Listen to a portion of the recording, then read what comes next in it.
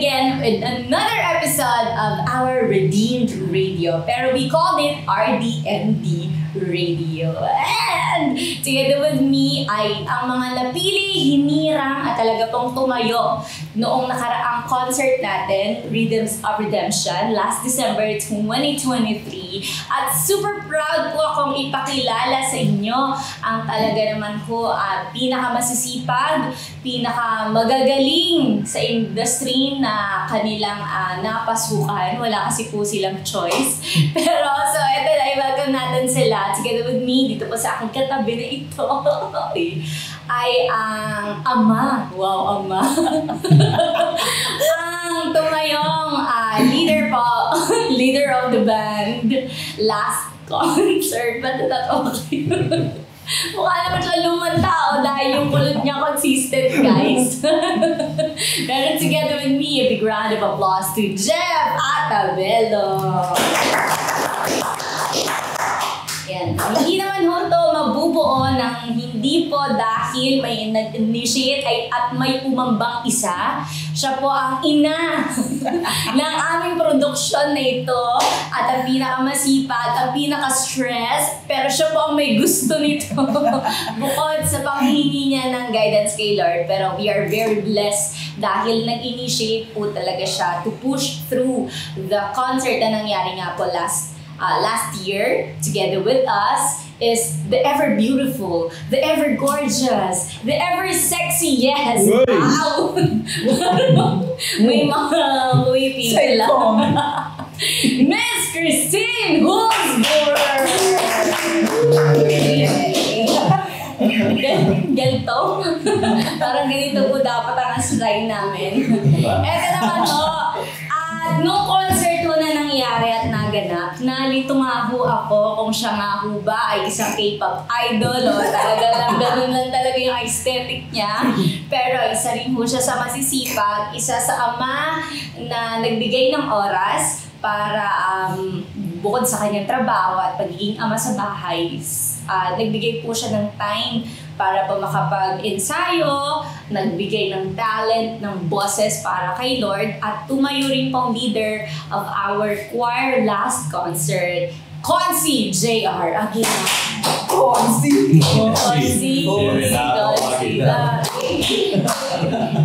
At syempre, hindi naman po mawawala ang pinakamasipag at malinis sa lahat ng trabaho. Siya ho ang gumawa sa mga hindi mo nakakaalam last concert. Siya ho ang gumawa ng countdown namin. Siya po ang gumawa ng lahat ng lumabas sa screen bukod po doon sa same day edit video, no? Pero all the visuals sa lumabas sa screen ay gawa niya. Pati ho yung mga wiring doon ay siya po ang may gawa nun. Siya rin ho ang aming dakilang driver, runner. Siya rin ho ang aming IT. Lahat na po ng mga kailangan sa lahat po ng gusto magpagawa. Dito na po kayo pumunta sa Christian Tech. At ang may-ari po nun ay si Mr. Christian.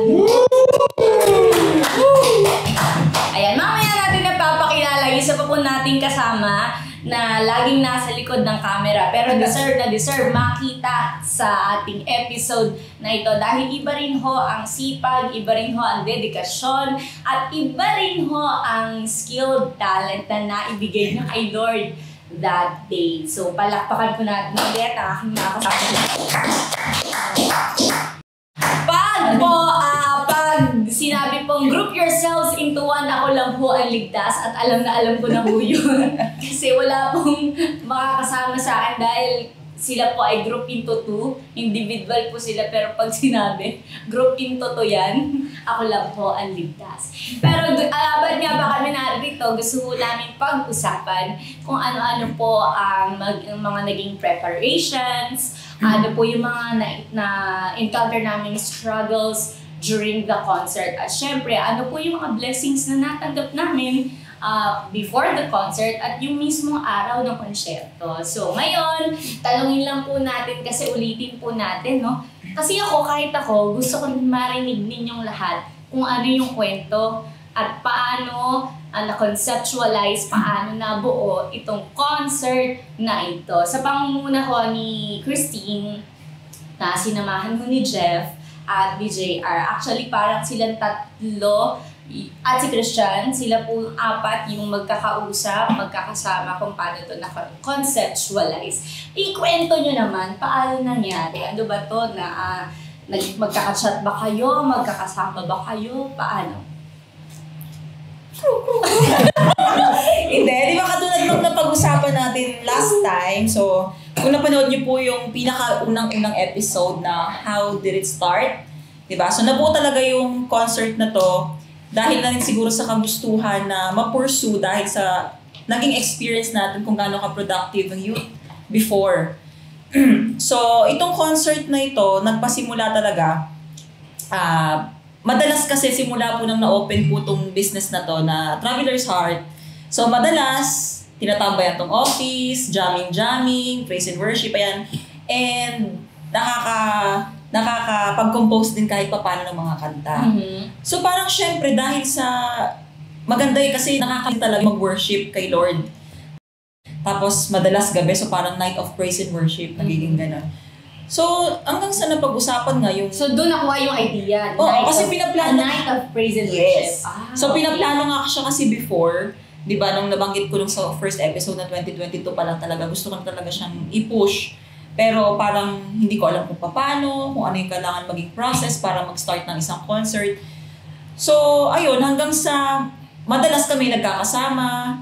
So, bakit hindi nga naman gamitin yung magkakasama na yun para makapag-push ng isang activity? Total, parang araw-araw naman. Oo, di ba? So, paano yun? Kasi, di ba, gusto niyo siyang buuin. So, the schedules, syempre, paano yun? May mga pasok, may mga trabaho, mayroong pamilya. Paano nangyari? Yun nga, kaya madalas ang nagiging gathering talaga is gabi.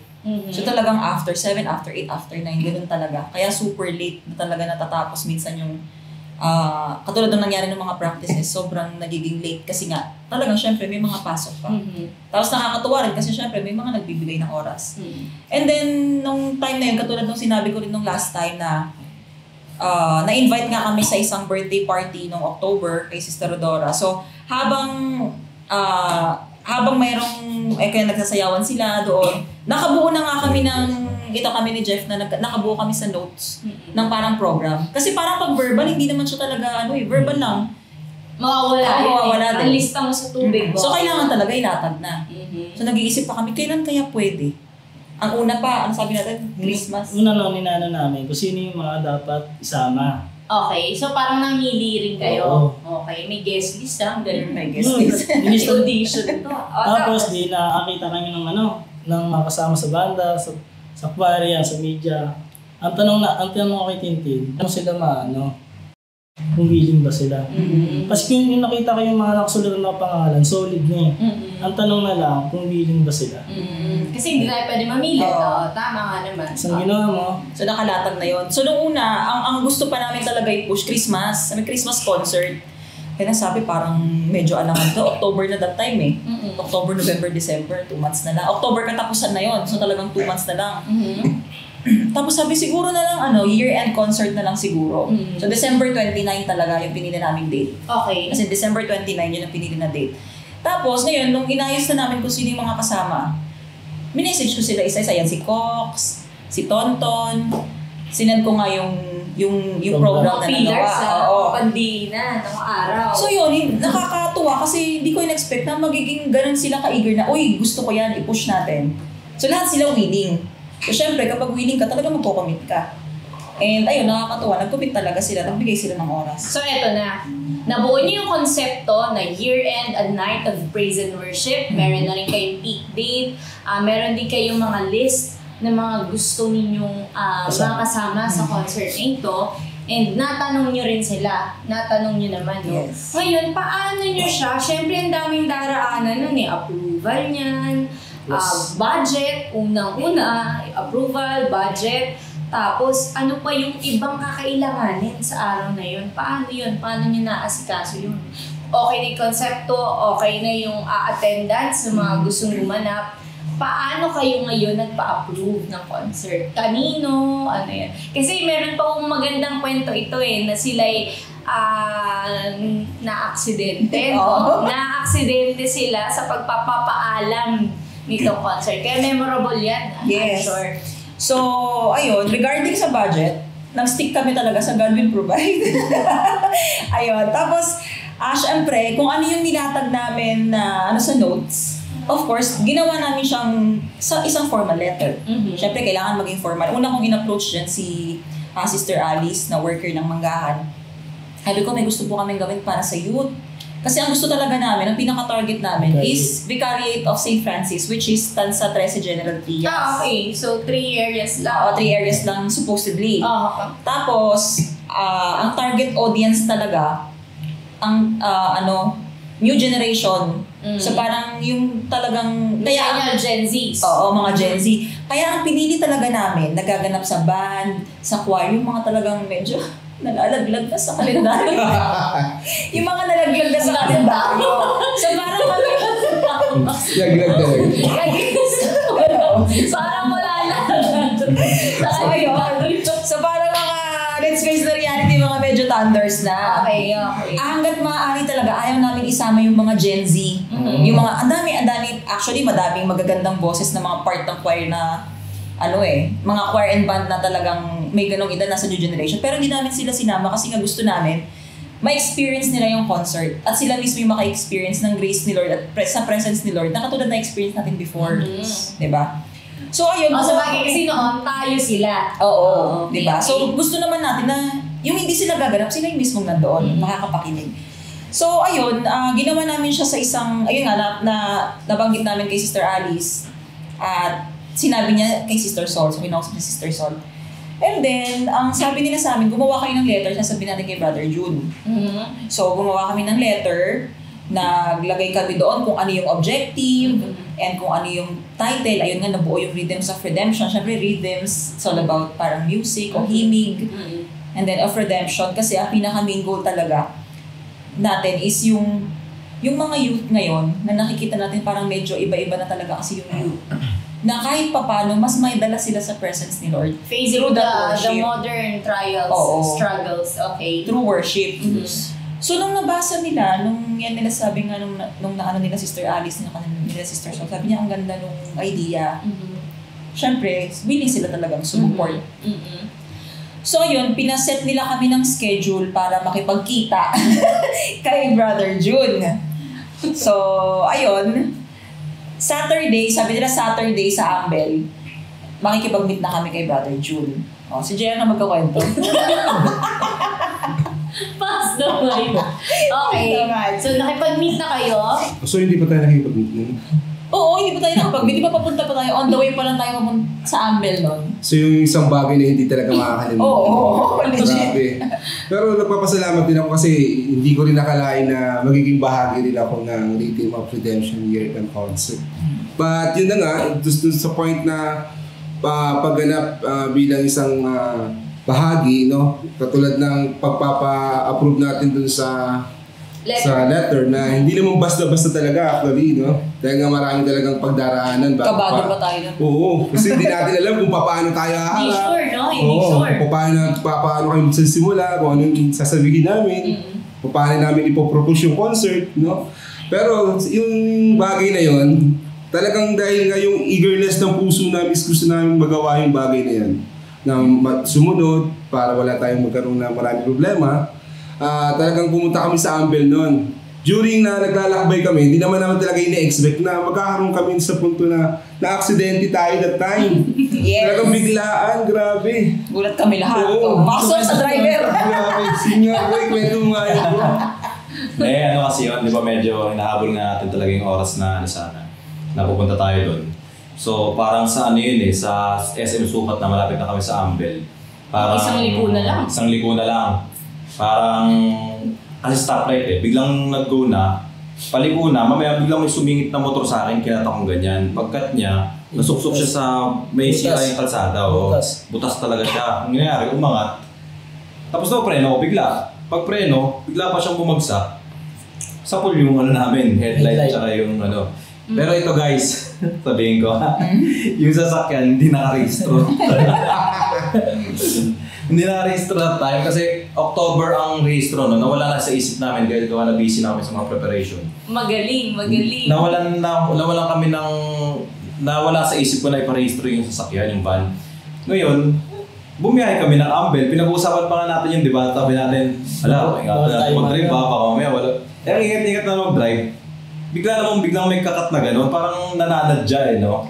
Kung kailan wala kang rehistro, saka talaga magkakaroon ng aksidente. Sa na nagdadrive na nakarehistro, walang gano'n. Pero yung aberya na yung wala ka talaga rehistro, tapos biglang yung nagmamadali ka pa, tapos alam mo, nagkakasabay-sabay. Minsan ganun talaga yung parang grabe nga talaga. Kasi mula umpisa pa lang talagang sinishake na kami. Yun pa lang yung first na submission. First move pa lang yun First move talaga parang may kumokontrol na. Oo, kaya ang ginawa namin nun, dali-dali, sabi ni Jeff, may lumapit na kagad na polis Ano sabi mo sa polis? Boss, okay na to, boss, okay na. Areglo na namin. Pag-usapan na lang natin, di ba? So, dinala namin sila sa malayo. Para malayo sa polis. Doon na lang nagkareglohan. Natakot sa polis. Matindi nito, kinuha pa namin yung registro nung nakapagda sa amin. Siyempre, guilty. Ako kunwari, talaga, legit na. Pero although, kasalanan naman din talaga nila kasi na nag-cut sila. Nag-cut talaga kasi sila Nasa bike lane sila, bigla silang pumatok sa likod. So in short, nagkaroon ng aksidente on your first move. Wasak ang sasakyan, ang headlight ng sasakyan. So first move pala, yun yung first struggle natin. First struggle talaga natin. Unang-una talaga. Pero pagdating niya sa Anvil, edi okay na, nagka-arigluhan na. Pagdating niya sa Anvil, na-approve ba? Parang ganito pa yung nangyari. Parang, di ba, pinapasok kami sa AVR, sa Ambel. Parang pagpasok namin, isang batalyon kami ng kabataan. Kasama namin si Hazel, si Mike, shout out, ayan. Kasama namin sila. Parang isang batalyon pa kami. Nandiyan na sila. Kasama sila. Parang sobrang dami natin. Ang dami namin. Pinagtitinginan kami ng mga preacher doon. Ano kayang gagawin ito? Ang lalaki pa namin. Napasok kami doon sa AVR. Ano kayang gagawin itong mga to? Tapos lumapit nga kami kay Brother June. Nung binasa ni Brother June yung letter, sabi niya, maganda. O sige, ano nyo, sabihin nyo, okay na sa akin, okay na to. Ibigay nyo na lang kay Sister Margot, since siyang head ng music ministry ng Cavite, for courtesy lang. So ayun, binigay na namin kay Sister Sol yung letter, tapos sila na nagpasa kay Sister Margot.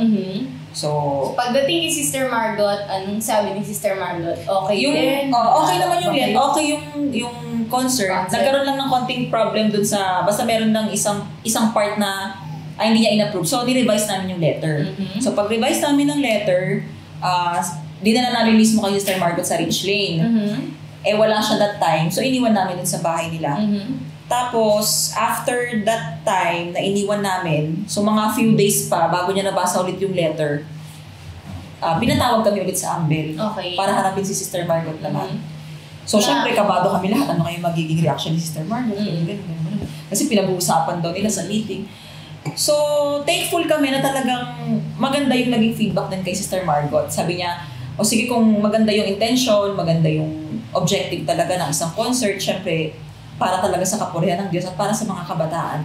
Para mas madala sila sa presence ni Lord. So, sabi nila, titignan natin kung ano mangyayari din. Kung maganda, masusundan pa. Okay. So, yun yung nangyari. So, here comes na pumasok na hindi na lang siya naging pang-vicariate. Oo, isa pa yon. Sabi niya, okay, bakit nyo lilimitahan sa vicariate nyo lang? Gawin natin buong Cavite. Ang sabi naman namin na ang target lang talaga namin sana is maliit. Kami lang ang nag-host kasi mostly talaga sa amin is from General Trias. Ayan, si ano lang ang taga-Dasma tsaka yung ibang member ng choir. Yung sabi namin, kami lang ang mag-host. Kasi since kami lang lagi yung magkakasama, magkakalapit, madaling kami makapag-gather ng mga practices. Pero it's open for everyone. Yes.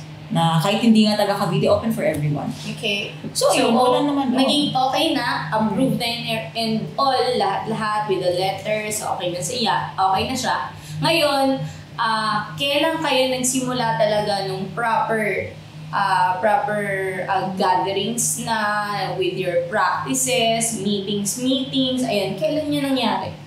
Actually, before pala kaming lumapit kay Sister Margot, that time, naggawa na kami ng letter para sa venue. So, ang target venue talaga namin is sa convention. Hindi, convention. General Trias Convention Center. So, gumawa kami ng letter kay Mayor. Para syempre, talagang wala naman talaga kasi kaming budget. Wala talagang budget para sa concert na to. Gusto lang talaga namin mai-push. So, in short, nanghingi tayo ng financial assistance with government. Hindi siya, bali, hindi tayo nanghihingi ng financial sa, kunwari, Sponsorship lang ng venue tsaka sounds ang pinaka-major natin na problema. Okay. So yun lang, sabi ko nga, mas-secure lang natin yung venue tsaka yung sounds. Madali yung iba. Yun lang yung pinaka-mabigat kasi talaga. So gumawa kami ng letter, convention center, tsaka AJ Sounds and Lights. So pinasa namin dun sa munisipyo. And then pagkapasa din, sabi nila hindi na available yung convention center. Naku, eto na. Oo. Pangalawang Sabi nila, pangalawang pagsubok. Sabi nila, possible na may ma-open ng last week ng December, pero hindi nila masasabi kung anong date. So magagahol tayo kung mag-a-announce tayo. So sabi nila, alanganin itong convention center. Lipat kayo ngayon. Oo, edi hindi namin na-submit ulit yung letter. Sabi namin, sige, ang i-push na lang natin dito sa kay Mayor yung AJ Lights and Sounds. So revise kami ng letter. Edi ayan na naman, balik na naman kami ni Kuya dito. Revise ng letter. And then gumawa rin kami ng letter. Saan ba tayo nagpunta ng nakaraan? Sa Rich Lane tayo na una. Rich Lane sa bahay. Diretso Malabon. Balik Tapos lang 13. Pagkapunta natin ng Rich Lane, nag-submit ng letter kay Sister Margot. Diretso tayo Malabon. Sa bahay. 13 naman. Para mag-submit ng ng letter para sa sounds. Tapos bumalik tayo dito para mag-type ulit. Bumalik sa office para gumawa naman ng letter para sa venue naman sa 13. Kasi tinawagan ko muna yung sa 13. Sabi ko, may available ba? Sabi nila hindi available yung December 29. Pero available yung 26, 27, 28. Kinonsider ko din, sabi mo that time hindi ka pwede na 28.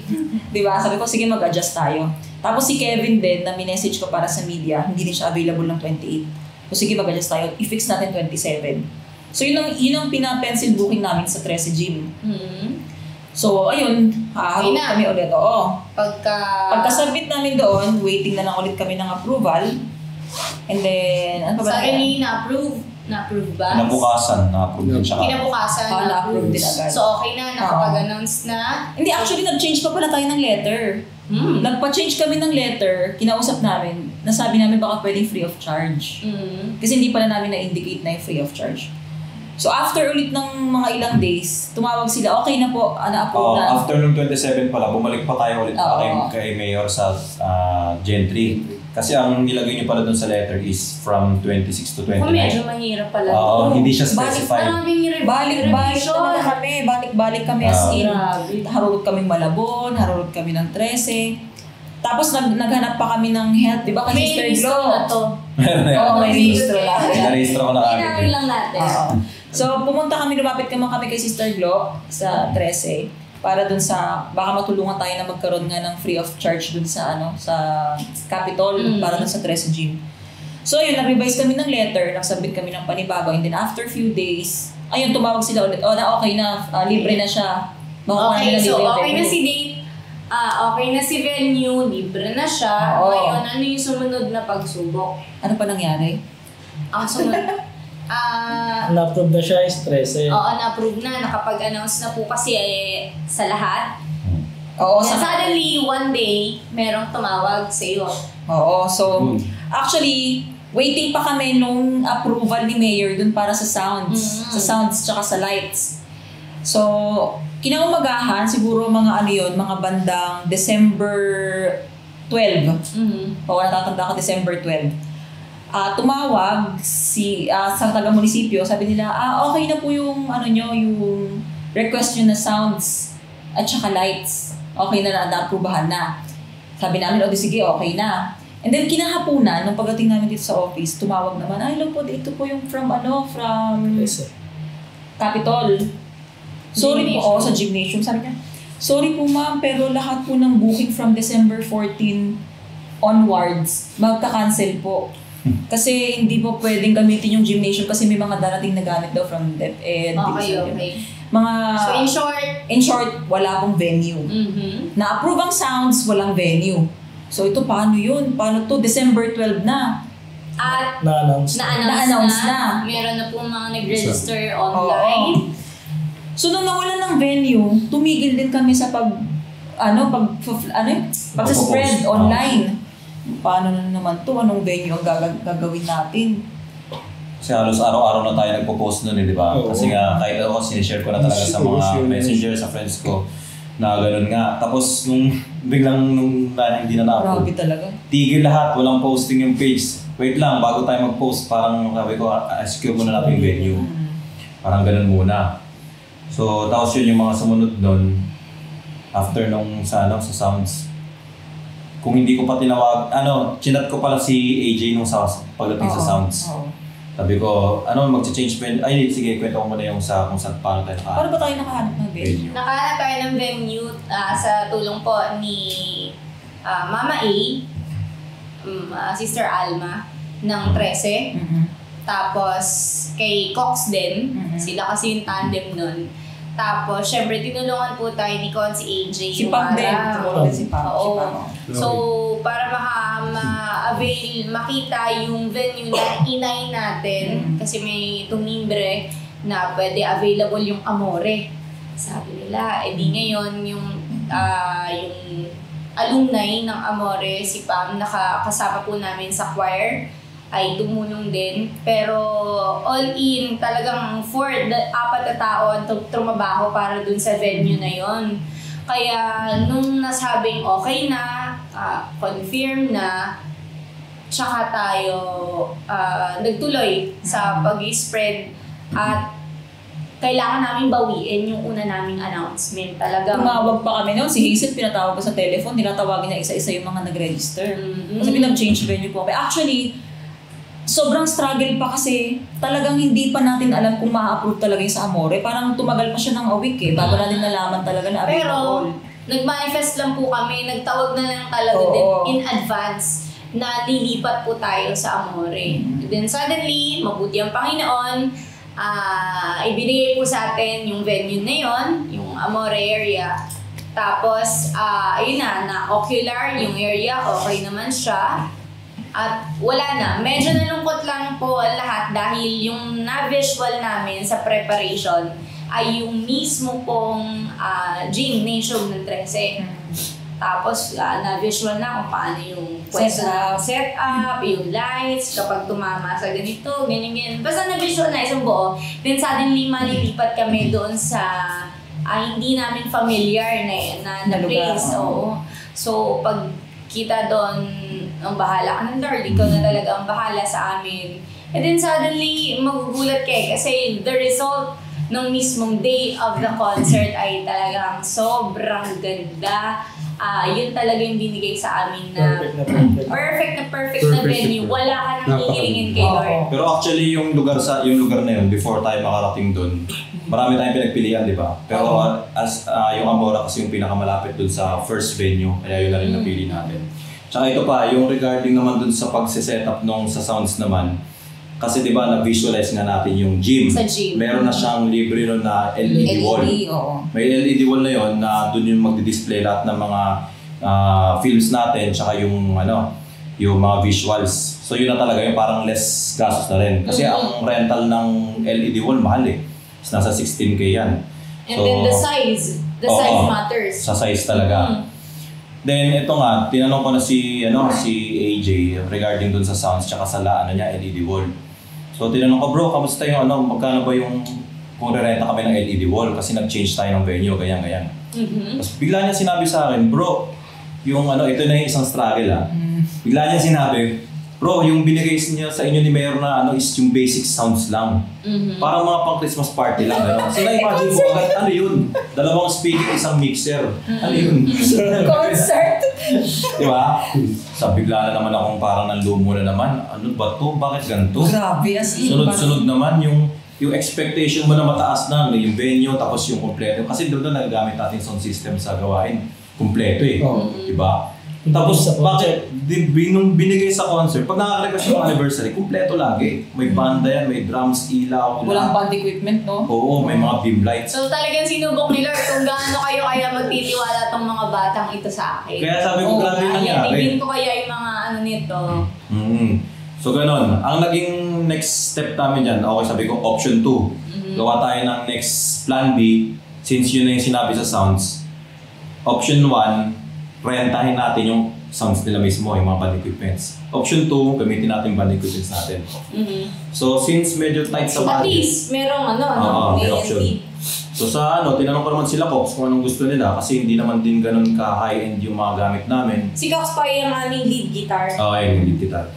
So may sinuggest siya na na sa tropa nga niya na ampli, may rerentahan na talagang pangbakbakan na rin ng mga amplifier. So yun yung nirenta na namin nakuha lang namin ng mababang halaga. Tapos yung mayroon naman drum set dito sa Manggahan na yun hindi yung ginagamit namin dito paggawain. Yun na lang din yung ginamit namin. Sabi ko, hukutin na lang natin. Tapos yung ampli ni Mike, sige pagsama-samahin natin yan kung ano yan. So yun naman nagmekos-mekos kayo mag-i-instance. Para mabuo yung ating mga band equipment. So, Na-provide na lahat. na-provide na lahat yun. Kompleto na tayo sa band equipments. Then, parang gusto kasi namin sa concert is may mga beam lights. Bukod sa lights na mga RGB, tumutusok na mga yung mga tumutusok. ilaw. Yun talaga yung next na typical na ko pagdating sa concert. Ngayon, so hindi nga rin daw kasama yun. So another expense na kasama sa dun sa budgeting ng costing. Okay. Binigyan ako ng quotation ni AJ. So ganito nga sa LED wall 16, ganito sa basta binigyan ka niya ng prices and tapos, then nanghingi ka ng discount. Nagbigay naman siya ng discount. Pero sabi namin parang mabigat pa rin. Malaki pa rin. Malaki pa rin kasi yung beam lights ng mga ganda talagang mga pricey talaga siya. So kahit bigyan ng discount, mahal pa rin talaga. So ang ginawa na lang namin, sige bro, ito na kinausap ko na siya. Yung LED wall na lang ang rerentahin namin. Yun na lang sa band equipment kami na mag-provide. Maya-maya, nung nagulat kami, sabi niya, sige, i-sponsor ko na rin sa inyo yung 4 na beam lights. Okay. Bigla siya ng gano'n. Sabi ko, thank you Lord, bigla ko na gano'n na kagad. Oo, grabe. Oo. Tapos, edi okay na, napag-usapan na namin ko yun. Pagdating sa venue, hindi lang 4 na beam lights yung binigay niya. 6, dinagdagan niya, tapos may fog machine pa. Oo, talaga ng Panginoon. Yun talaga po yung mga blessing na talaga namang hiniko ni Lord yung puso ng mga naging suppliers din na kasama po namin sa araw na iyon. Totoo. Na 4 lang, 2 nga lang yun di ba? Parang 2, tapos naging 4, tapos blessing ni Lord. Dahil masyado kayo nagtiwala sa akin, kahit anong pagsubok, talagang tinuloy nyo yung faith nyo, hindi talaga bumaba, 6 yung binigay sa atin. That's the lights at saka yung band equipments na nagamit po natin nung mismong araw na yun. Ngayon, bukod dun sa ating band at saka dun sa mga lights tech media, hindi ba media sa choir, meron akong tanong po sa choir, Brother JR. Yes, ano yung mga struggles po naman ninyo? Kung sila walang budget, tapos patse-patse, minekos-mekos lang yung mga equipments. Kayo po, ano po ang struggle ng choir? Unang-unang naging struggle talaga ng choir is yung oras Oras. Kasi nga lahat ng choir is empleyado na. Lahat nagtatrabaho. Yung oras, walang oras sa trabaho, pagod na. Pero salamat pa rin dahil kahit na pagod, kahit na parang ayaw na ng katawan, dahil na-desire ng puso natin na makatupad dun sa isang tungkulin, talagang kahit na masama na yung pakiramdam, talagang grabe, talagang naranasan ko yun. Ako mismo naranasan ko yun Kung hihiga ka dito para magpahinga dahil nilalagdat ka, wala ka ng boses. Saan nagsimula yung sakit mo?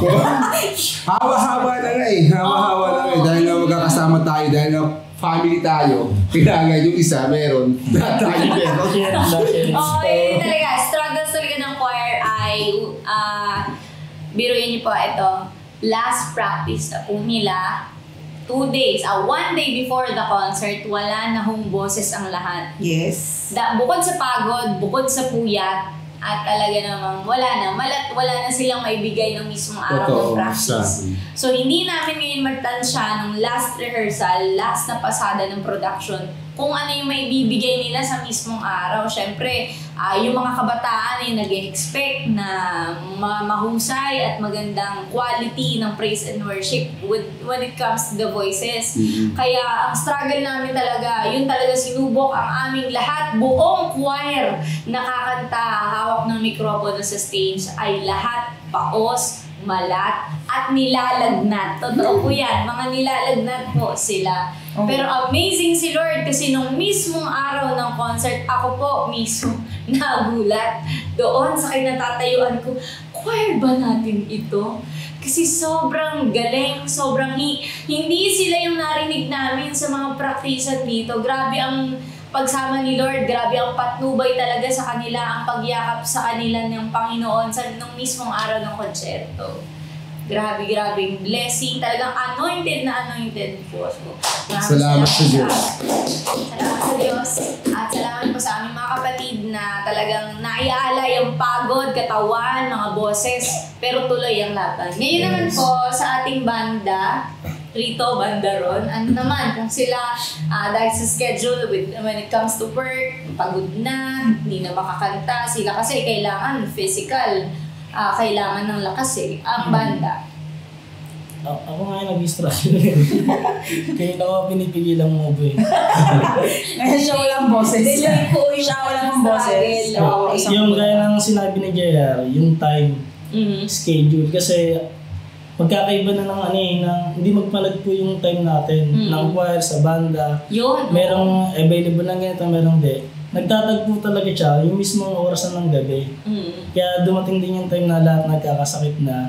Inaabot na ng umaga ang practice. Stress yung madaling araw, nagpa-practice pa. Ang oras po ng naging practice namin ay 11 p.m. onwards.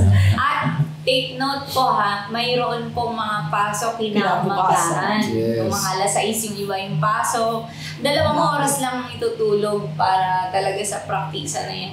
Kaya talagang ang pagpapala ni Lord sa lahat po na nagsakripisyo. Kasi this group of people choose their hearts. Kasi diba, kunyari, staying fit is hard, pero obesity is harder. Being financially stable is hard, pero drowning in debt is harder. Yes. Kaya nothing of value comes easy talaga. So this group of kabataan choose their hearts. Kaya napakabuti talaga ni Lord na naibigay po sa amin itong mga skilled, talented, at talagang buong puso, dedicado, dedicated, parang delikado. Dedicated po ang kanilang mga pusong maglingkod at magbalik ng talento sa Panginoon. Ay, thank you po. Thank you sa lahat ng nakasama namin kasi talagang they choose their battle, they choose their hearts. At mismo po, ito po, patutuon namin na mismo araw ng Pasko, December 25, kami po ay magkakasama. Practice. Para ho sa last rehearsal namin. Oo, December 25. Totoo. Oo, December 25, imbes na quality time, family time, iniwan ang bisita, iniwan ang hindi pa ko na gagayat na lechon sa mga bahay-bahay para lang ho pumunta sa ating practice na ito. At syempre, gusto rin po namin makilala ninyo pala ang isa rin po na tumayo na talaga namang hindi maganda ang output ng ating social media, hindi maganda ang output ng ating mga ipopost, at wala rin po kaming gamit na ganito kamamahal, ganito kagaganda kung hindi po sa kanila. So palakpakan po natin. Ito, dalawa po itong masipag na ito, mag-asawa po ito. So palakpakan natin ito, si Eric. Yan po ang aming team, at syempre ang kanyang mabuti may bahay, Andy. Ayan, nandito sila. Kasi narinig na natin yung struggles ng ating band, ng choir, ng production, ng tech team. Ito naman ang pinaka-crucial din at talagang malaking factor po sa ating concert. Ano naman po ang naging struggles natin sa media? Bilang kayo po ang media team. Ikaw Yung head ko kasi. Yung number one, same lang sa... babati muna ako. Yeah, buhat mga Babati mo. Mga fans mo. Thank you sa inyo lahat. Yeah! Yun! Gano'n lang. Hindi. Bali yung pinaka-struggle lang talaga yan. Same lang as the parang... Choir and band. Choir and band and lahat Schedules. ng prod team, yes. Schedule, oras, kasi nga yun nga. Mga night owls tayo lahat. Oo, Talagang... Nagbago talaga yung Actually, share ko lang, during nung preparation ng concert, nagbago talaga yung body clock ng katawan ko. Iba talaga. Gising ka na ng madaling araw, tulog ka na sa umaga. So yun. Yun yung number one struggle is yung time. And then, during that time, December kasi. So December by the time, yung trabaho ko kasi as video editor. Yung ine-edit ko kasi is galing talaga sa US.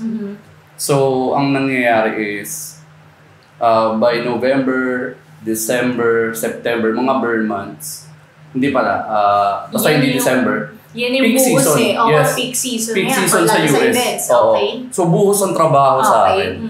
Sumabay sa concert. Sabay siya. Oo. Yes, sabay talaga. Maganda talaga Ang sila galing. reminding. Oo. Pero yun nga eh, hindi ko rin parang mag-gripe yung kung bakit gano'n na nangyari na kahit gano'n. Minsan nag-uusap kami dalawa. Baka mawalan ka ng trabaho niya. Kasi hindi ako masyadong actually, pag pupunta ka dito, medyo maaga yung practice nyo. Dumadating na ako ng maaga. Dito ako nag-edit. Gano'n, nakikita ko ng team. And then, yun. So, nagulat din ako kasi actually, ang ginagawa ko nun, after ng practice, matapos tayo mga 3 a.m. Pag-uwi ko sa 4 a.m. Pagdating ko sa bahay, mag-edit pa ako na hanggang mga 10 a.m., 11 a.m., 12 noon. So, sacrifice din talaga yung tulog, katawan, saka yung isip ha. Ang creativity po ay hindi madali. Kailangan din may pahinga ang pag-iisip. So, I can't speak for the entire team kasi during preparation, ako lang talaga.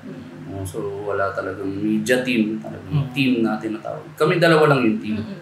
So, minsan nagpo-photo siya, nagpi-picture, and then ako kuha ng mga mga for archives lang ng mga then someday pwede natin magamit. So, ang pinaka-struggle ko talaga doon is kung paano talaga ako gagalaw as a one-man band kasi ako pagdating sa team. Ako halos nag-video. And then, dumating lang yung kapatid ko tsaka yung isa namin kinuha during the concert. And ang masama nun, hindi sila umaattend ng mga meetings. So, hindi ko rin sila nakakausap na, wala kaming briefing whatsoever na ito yung cover nyo, ito yung kasi hindi rin sila talaga available. So, pagdating doon, may gusto. Oo. Mismong araw, wala pang pag-uusap po yun sa output na i-upload natin sa social media, wala pa po silang pag-uusap na yun. Paano na lang kung nag-usap pa po sila dahil ang patnubay ni Lord, ang patnubay ng Panginoon para doon sa output na i-upload natin ay talaga namang 150% o 200 nga eh. Hindi lang 100% eh. Yung parang yung output ng nag-usap at maraming meetings, ganun yung nangyari. So, eto na, yun yung struggles ninyo. When it comes doon meron din po kasi kaming napalabas na short film nung araw na yun. Eto na, maaari mo bang makwento sa amin? Ano yung nangyari? Kasi meron din mo siyang naging struggle nung mismong araw ng concert. Oo, yung isa kasi niyan is medyo marami tayo na ipangako. Yung problema. Dami ko na pangako. Meron ako na pangako na short film, may docu, and then meron tayong SD. Yon, the same day edit video. Same day edit. Na mangyayari at i-upload yung video na gagawin niya na yon sa mismong araw sa dulo ng programa. Medyo dulo ng programa. Ano yung nangyari? Actually, ang lupit nga kasi actually, gusto ko i-save yung kwento kapag yung podcast na natin. Okay. Pero ikwento ko na. Sobrang short lang, lang. Ang tindi nun, dalawang matinding nangyari nun. May SDE ako, pero yung laptop ko biglang nag-freeze. Hindi gumana. And then ang pinakamatindi na isa, itong camera na to. Itong nakikita nyo ngayon. Itong nasa gitna. Itong nasa gitna na yan. Okay. Thank you, gumana ka ngayon. Yeah. Pero nung mismong concert, nung nag-countdown na, countdown di ba? Nung nag-countdown na, ito namatay. Namatay yan. Ito ang sa kalaman po ng lahat, yan po ang camera namin sa gitna ng sana. Siya yung pinakamataas at kita niya yung 360 yung view ng lahat ng nando doon sa concert. Kaya sayang. Bumigay siya for some reason, hindi ko alam kung bakit. Pero okay lang naman kasi meron pang ibang camera. Pero yun yung kwento ko na lang yun sa mga... Okay. Medyo technical na rin po kasi yun. Medyo technical. Pero yun nga ho nangyari, nag-freeze ang laptop niya. So ang problem namin ay ilan 2 songs na lang ata yun. 2 songs na lang, ipi-play na po yung same day edit video at hindi pa ho na niya ma-edit yung last inputs na ilalagay niya. Kaya naman, ikot talaga kami buong prod kung paano mangyayari, ganyan. Kasi yung maalam din sa computer ay tumutugtog din ho nung araw na yun. Nag-drums siya. Tinakbo ko siya sa stage. Sabi ko, Chan, yung laptop ni Tonton ayaw gumana. Ha? Ano? Hindi kita marinig. Kasi talaga, joyful song, fast song po. Ewan ko, parang malayong Pilipino ata yun. Basta parang joyful song yung ongoing nung nangyari yung freezing ng laptop. Kaya hindi namin talaga alam kung paano. Kasi tatlo na kaming umikot, even Andy, Andong, ay umikot na rin kung paano. Tapos nakita-kita na lang kaming tatlo sa likod ulit. Tapos pagbalik namin doon, ayun na. Yung kwento ko lang, share ko lang. Hindi ko alam kung feeling ko parang nangusap sa akin si Lord by that time. Kasi parang naramdaman niya na ang haba na ng preparation ko, ang haba na ng ano. And then, yung mismong event, ako lang yung nakayuko ng ganyan, tapos ako lang yung nag-edit. Parang detached ako sa mismong event talaga. Ganun kasi pag nag-same day edit ka eh. Hindi mo dapat naka-headset ka, and then hindi mo pinapakinggan kung ano yung mismo nangyayari sa stage, kundi nag-focus ka kung ano yung i-edit mo, which is, yun lang yung mga na-record. Hindi mo ma-enjoy yung moment. Hindi ko ma-enjoy yung moment. Pero hindi share ng puso mo nun, Lord, gusto ko mag-enjoy. Parang gano'n. Somehow, naiingit ako kasi lahat nag-enjoy na, lahat tumutugtog na, kumakanta na, and then ako, nakayuko lang ako doon. Ultimo yung mga nasa entrance eh. Wala na sila sa post nila. Pumunta na sila para enjoy yung presence nila. Yes, Pero ako lang yung parang, bigla na lang hindi gumana yung laptop ko. And then sabi ko, ang dami ko nang tinry, nag-restart na ako lahat. Ang dami ko nang ginawa. And then sabi ko, sinara ko yung laptop ko, pumunta ako sa Karapan. Then doon ako sumayaw, alam mo yun, naki-enjoy ka mo na. Sabi ko, bahala na yan. Kung hindi ko matapos yan, at least nag-enjoy ako ngayong araw. At least na-feel ko yung presence ni Lord. Dapat yun naman talaga eh. Diba? Kung hindi ko man matapos to, okay lang. Maintindihan naman ako ng mga kasama ko. Alam ko naman yan. Maintindihan ng lahat. Pero hindi ko baka hindi maintindihan ni Lord na. Hindi lang naman. I mean, mas gusto ni Lord kung ano yung nagawin ko kung ano yung nasa puso ko. So, yun yung ginawa ko. And then, after few songs, Malayang Pilipino na tayo. Hindi, Malayang Pilipino before SDE. Before SDE, tama. After SDE. Siguro mga praise. Lahat ay magsasaya. Lahat may sasaya. Yan, ang lahat ay magsasaya. Pati yung line-up ni JR, hindi ko lang matandaan kung ano. Sumayaw lang ako the whole time. Hindi pa ako bihis. Actually, lahat kayo bihis na. Ako kung anong dating ko nung habang nag-aayos pa ng mga upuan, yung pa rin yung kasi wala akong time talaga na magdamit, magsapatos, wala talaga eh. Pero by that time, sumayaw lang ako. And then, pagbalik ko, gumana yung laptop. Tapos natapos ko yung SDE. Grabe yung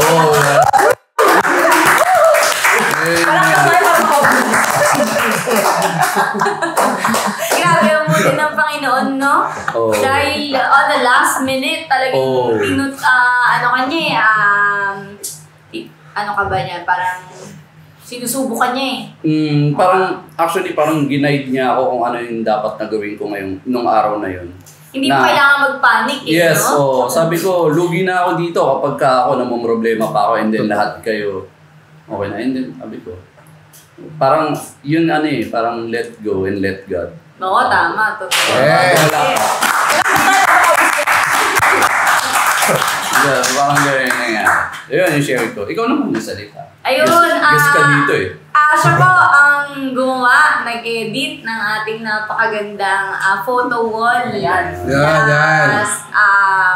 Concert at nakikita po ngayon sa aming likuran. Siya po ang artist behind our beautiful... And photographer. And photographers po natin. So lahat po ng nakita ninyong photos na nai-upload, that's the first batch po dun sa aming social media account, Rhythms of Redemption. So if ever pong may mga susunod pa po kasi kaming naka-linya na i-upload, yan, mga kuha po nila yan dalawa. So, kwento mo naman, ayan, si Andong, may kwento rin po kasi yan na mga struggles natin nung mismong araw. May nagre-request. Mismong araw. Wala naman ako masyadong struggles. Preparation. Pero bago ang lahat, yung photo wall po natin, credits kay Josh kasi tinulungan niya ako nung ilipat sa Photoshop from Canva. Hindi ko kasi magawa. Pero Kasi sa sizes, no? Baka magtamba. Ay, palakpak daw mo kay Josh. Si Josh po, isa sa mahuhusay na gumawa ko ng aming logo. Siya nga ba? May nagre-request, palakpak daw tayo malakas para makaubo. Hindi na pa ito yung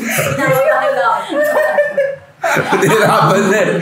Inaabangan guys, inaabangan po ni Jeff na pumalakpak po kami para makaubo siya. Person. Okay. So, Struggles during preparation, siguro katulad naman po ng lahat. Oras din po talaga. Since ayun nga, pamilyado kami. Naiiwan talaga yung mga bata sa bahay. Ayun nga, madalas, maaga si Ton. Maaga dumarating, inuumaga na rin ang gagawin. Pero, part siguro yun talaga ng process para sa sasuccess yung mga ng concert. sakripisyo, no? Matinding sakripisyo. Dumating din sa point na si Ton kasi ay may part na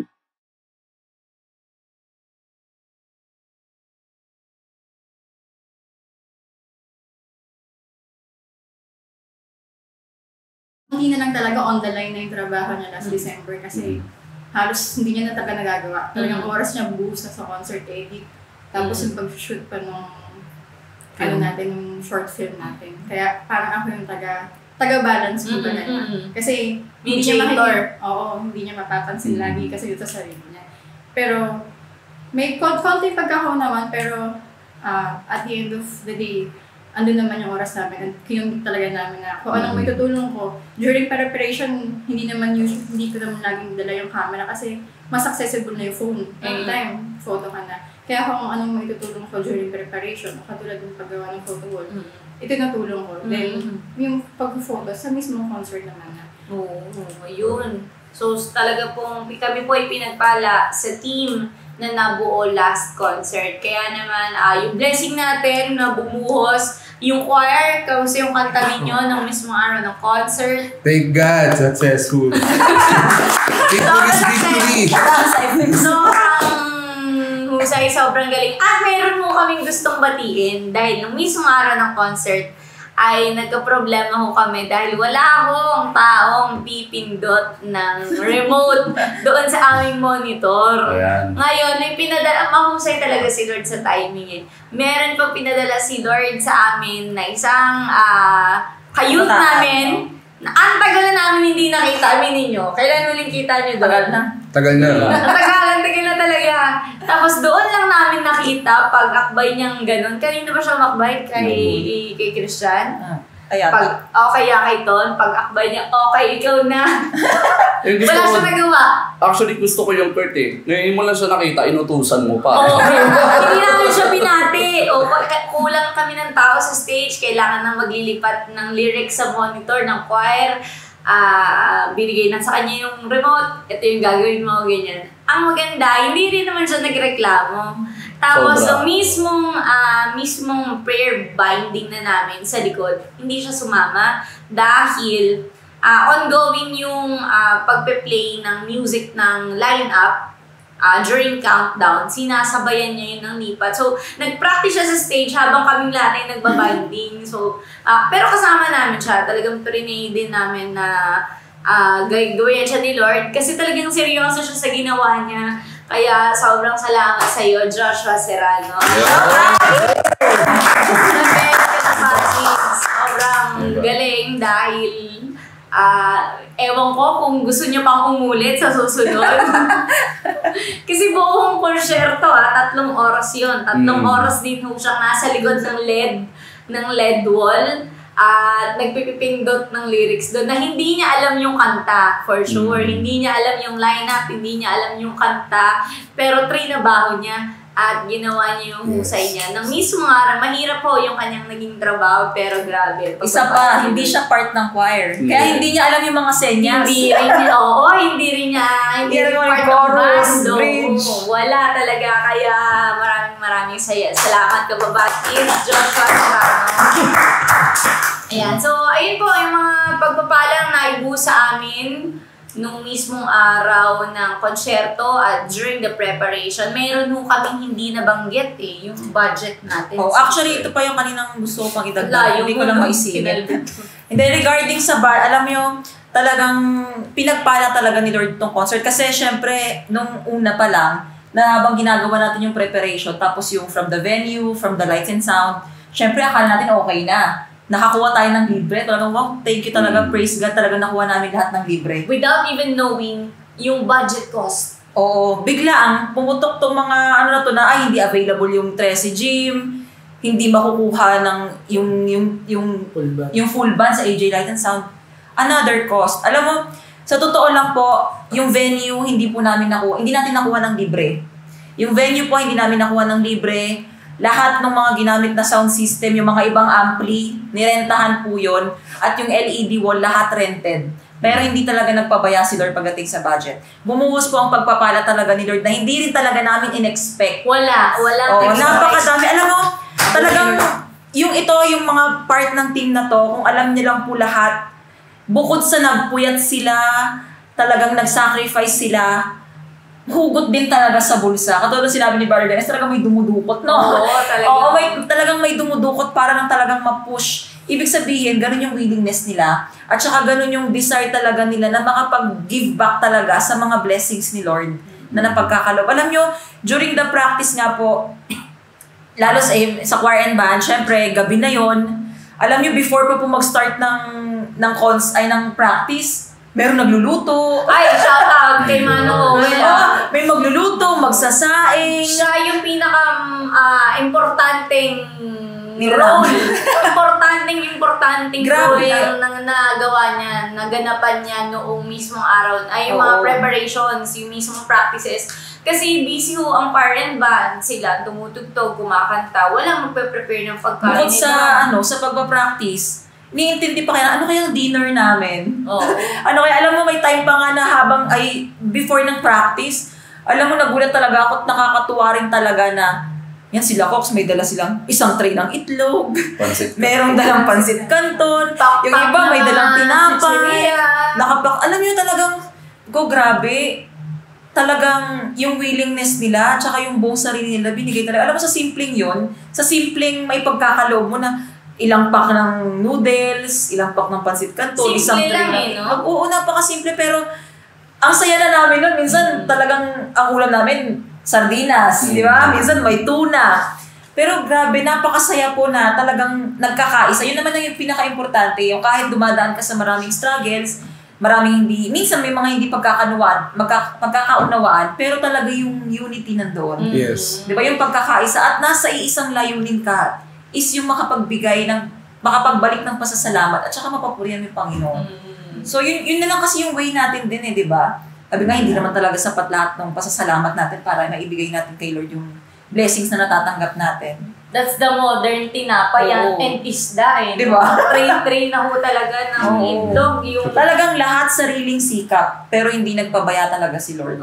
Grabe. Bumuhos talaga ang biyaya, siksik, liglig at nag-uumapaw talaga. Ayun, kaya naman, salamat po din sa lahat ng nagbigay, sumuporta, hindi man ho namin kayo nabanggit, yung iba pong sikretong nag-abot ng tulong financially, tapos po sa mga politiko po na tumulong po at nung mismong araw pumunta ho sa pinaka-venue natin para mag-abot ng kanilang financial assistance. Talaga namang maraming salamat po din sa inyo. At si Lord na po ang bahalang magbalik ng pagpapalang siksik, liglig at umaapaw sa lahat din po ng nakasama namin sa pagpupuyat, nag-alay ng mga talents, tenfolds ang balik ni Lord sa inyo. Amen. Amen! Kaya sa lahat ng kabataan na talentado at sana po, hindi naman sana, nawa po ay makasama namin kayo sa mga susunod pang activities at magiging open din naman po ang ating mga ate, kuya para po mag-share ng kanilang mga knowledge sa inyo pong mga aspiring at nagnanais makasama sa aming team. So, maraming salamat po sa aming team leaders. na nakasama natin ngayon sa episode na ito. So sila po ang ating mga ate kuya na talaga namang tumayo ng sobrang tapang sa mismong araw ng konsyerto na yan. So, maraming salamat guys sa inyo. Sa mga susunod na episode, samahan tayo ng part ng band at ng choir. Yes. So sa inyo sa kapurihan, thank you so much. This is RDMB Radio. God bless you all. Bye!